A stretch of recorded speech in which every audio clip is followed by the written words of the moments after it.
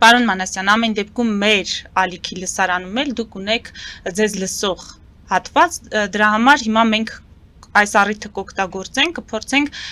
մեր հաղորդման հրատապ հարցերի շրջանակներում անդրադառնալ հարցերի, որոնց դուք առանձին լայվով չեք անդրադարձել, որքան էլ ես համաձայն եմ ձեր հետ, որ համակարգային այդ մեծ խնդիրներն ավելի կարևոր են ու այս փոքր դետալները ավելի կարևոր են ու անտեսված։ Ու անտեսված, այո, քանի դեռ դրանք օրակարգում այդպես չեն շրջանառվում, մենք էլ մեր հաղորդման ֆորմատին շրջանակներում կմնանք։ Հիմա ես ուզում եմ ձեզ հետ քննարկել մասնավորապես ուժեղ Հայաստանի ղեկավար Նարեկ Կարապետյանի մի շարք հայտարարություններ, դրանց շուրջ արդեն վերլուծություններ կան, հատկապես ընդդիմադիր լրատվամիջոցների կողմից փորձում են հասկանալ ինչ է փոխվել։ Նարեկ Կարապետյանը մասնավորապես համարում է, որ թրիփը այլևս միջանցք չէ, այն ճանապարհ է, նաև դժգոհում է Եվրոպայի հետ Հայաստանի համագործակցության մակարդակից եւ ասում է, որ իրենց նախագահությամբ այդ եվրոպական ինտեգրման հարցերի հանձնաժողովը շատ ավելի ակտիվ ու արդյունավետ կաշխատի։ Հիմա անգամ ընդդիմադիր այդ լրատվամիջոցները կամ շրջանակները վերլուծական փորձում են հասկանալ ինչ կա այս վարքագծի փոփոխության տակ, որքանով քաղաքական տրամաբանություն կա, որքանով քաղաքական հաշվարկ կա։ Դուք ինչ կարող եք ասել։ Եթե կարճ պատասխանեմ, թույլատրել հաճույք հստան։ Ինչ ասեմ։ Նշանակում եմ ես չեմ լսել իրենց այդ բանը նախ ասեմ, բայց Նարեկին ես հիմա դիտում եմ որպես քաղաքական ֆիգուր, հա։ Ընդդիմադիր ընդդիմադիր քաղաքական ֆիգուրը ասում է եկեք թուլանանք հաճույք ստանանք։ Եթե թուլացեք հաճույք ստացեք։ Կլինի ես այդ հաճույքը չստանամ, չթուլանամ, ուրիշ տեղերում ստեղից ձիգ պահեմ, ուրիշ ոլորտներից ես իմ հաճույքը ստանամ, էլի։ Կլինի քաղաքականության մեջ ես չթուլանամ։ Դա թրիփը միջանցք եղել է, միջանցք կա ու միջանցք լինելու է։ Դուք ինչ ուզում եք դրան անունը դրեք։ Դա Ադրբեջանի ստացածն է ձեզանից, մեզանից։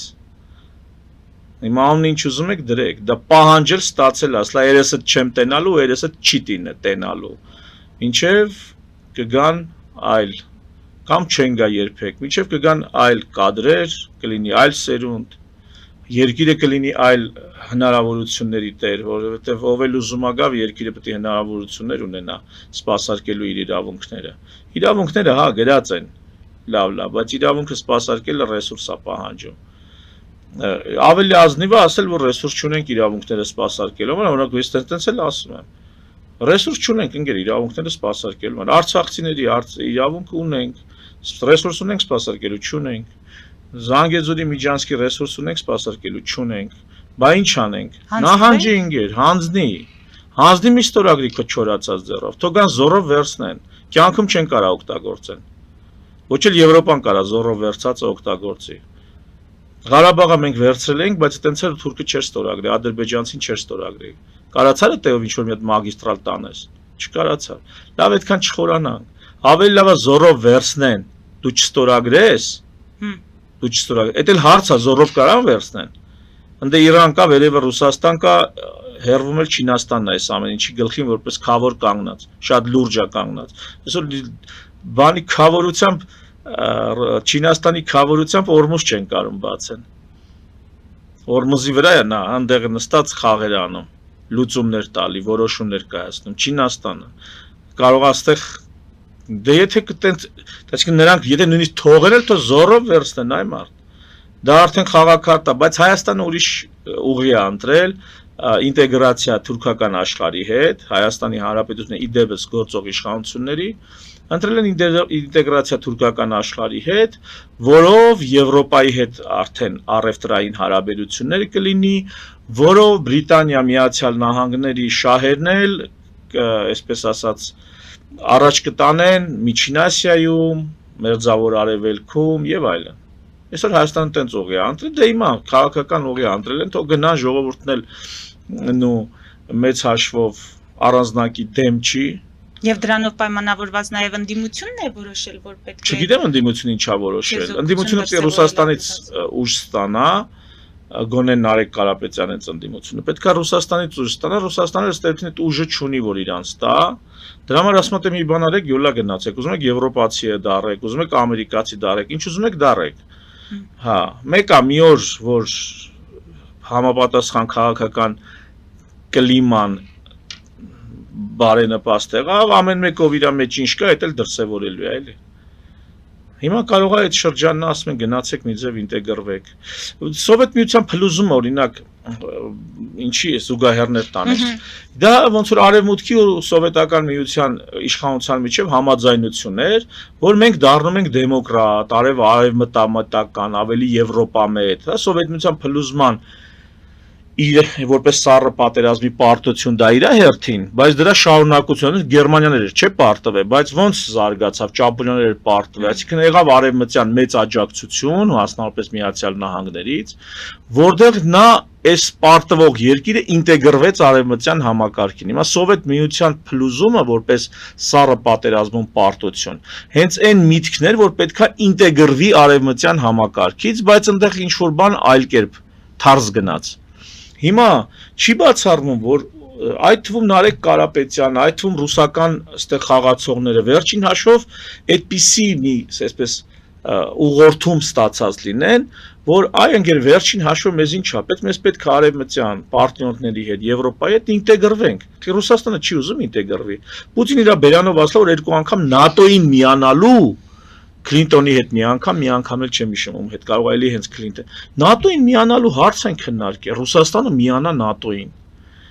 Այսինքն կարա Ռուսաստանը ամբողջությամբ չմիանա ՆԱՏՕ-ին, կոպիտ ասած, կտոր միանա ՆԱՏՕ-ին, կոպիտ ասած։ Ստեն հարցը ՆԱՏՕ-ն չի, խնդրում եմ խոսքիս մեջ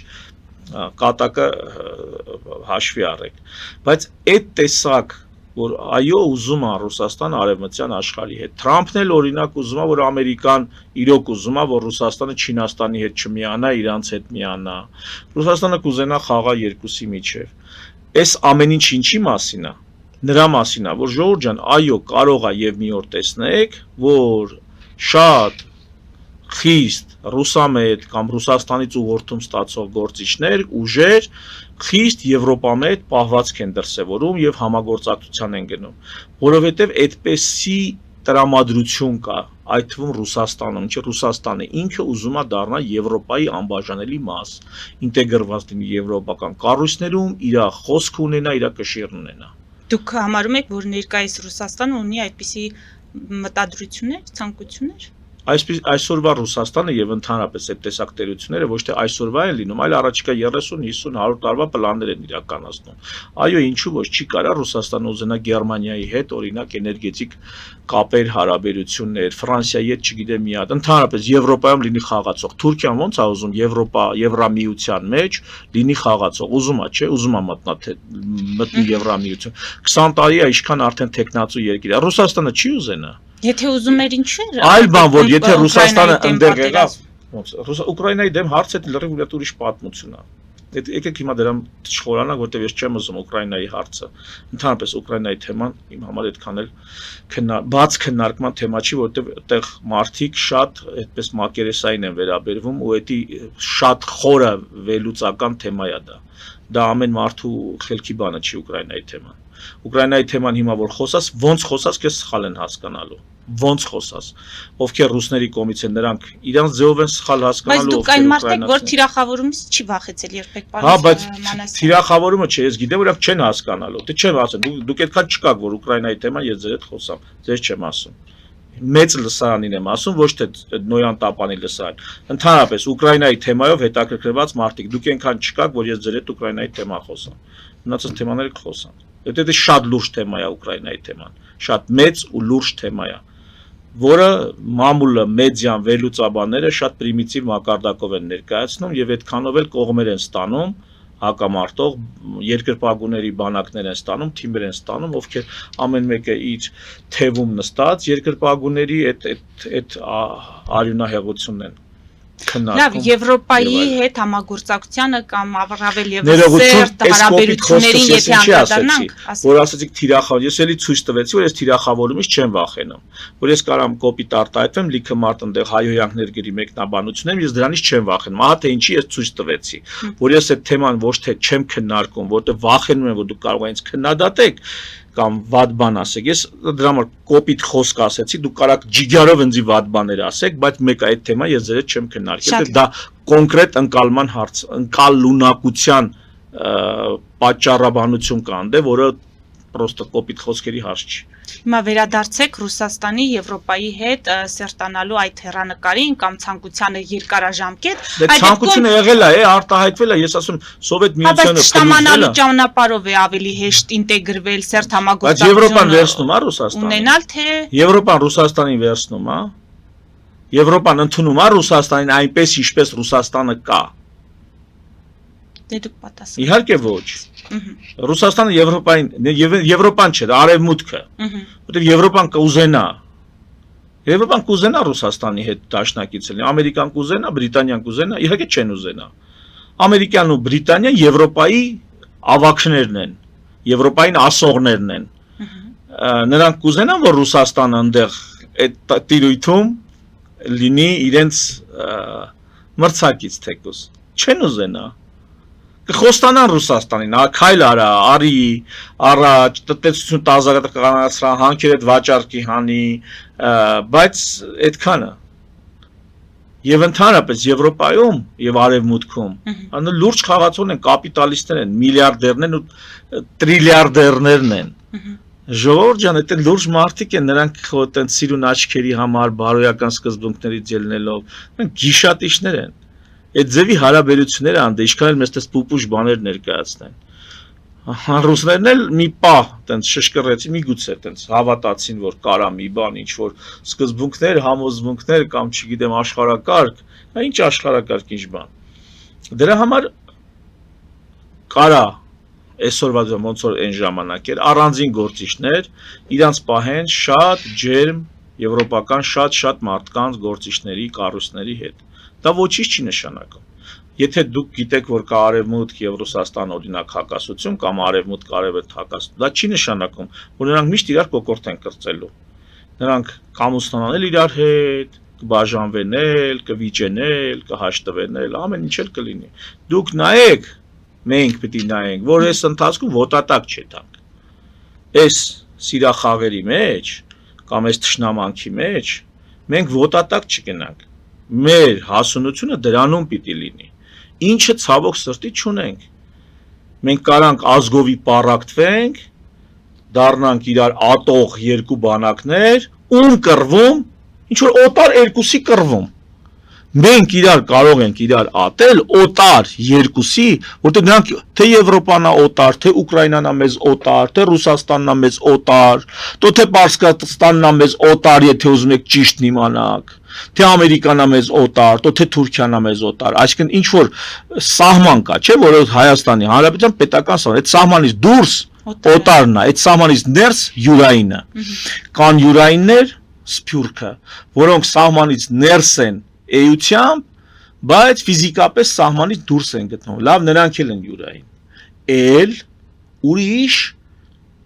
այդ օտարների կռիվների մեջ, մենք ինչի ենք իրար այդ վատամարդ լնում, մենք ինչի ենք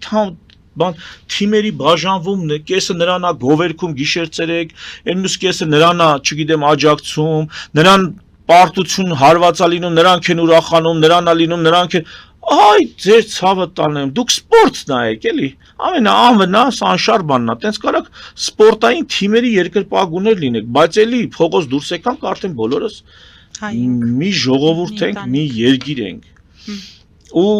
մենք էլ իրար մեջ կկռվենք, կմրցենք, բայց էլի դուք աբսուրդի աստիճանն է, էլի, օգուտդ որն այենգեր, քո ինչն է ավելանում, երբ որ նրանք իրար հետ կռվում են, մեկը հաղթում, մեկը պարտվում է, քո ինչն է ավելանում,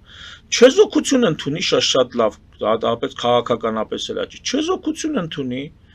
բոլոր հարցերի դեպքում ասա, որ դու չեզոք երկիր ես, չեզոք երկրի քաղաքացի ես, դու եղբայրասպան ես համարում այդ պատերազմը, չես ընդունում, ոնց կա էլի,